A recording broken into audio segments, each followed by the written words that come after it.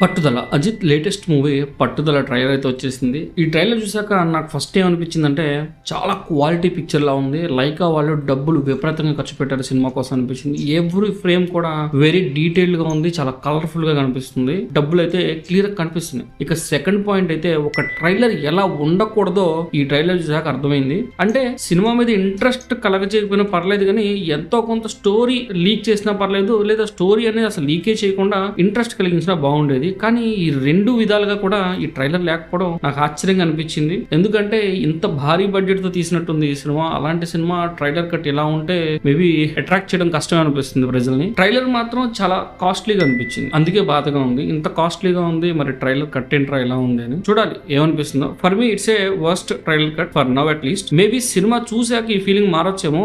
I think Lyca is going to get a big blockbuster or otherwise a big disaster. ఏంటి అన్నది నేను కూడా ఏం చెప్పలేకపోతున్నాను. మరి మీకు ఇది చూసాక ఏమనిపించిందని కింద కామెంట్ సెక్షన్ లో తెలియచేయండి.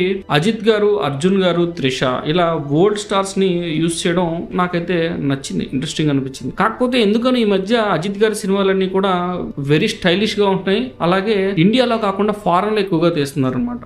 మనకి ఫారెన్ లో ఉన్న సీన్స్, ఆ రూల్స్ అన్ని కనెక్ట్ అవ్వాలంటే చాలా కేర్ఫుల్ గా తీయాలి. మరి అర్థమయ్యేలా తీసారా లేదన్నది సినిమా చూస్తేనే అర్థం అవుద్ది. చూడాలి. ఇంతవరకు మీరు మన ఛానల్ సబ్స్క్రైబ్ చేసుకోకపోతే వెంటనే సబ్స్క్రైబ్ చేసుకుని అలాగే నోటిఫికేషన్ బెల్ కూడా యాక్టివేట్ చేసుకుని మీ ఫ్రెండ్స్ అండ్ ఫ్యామిలీస్కి తప్పకుండా మన ఛానల్ అయితే సజెస్ట్ చేయండి.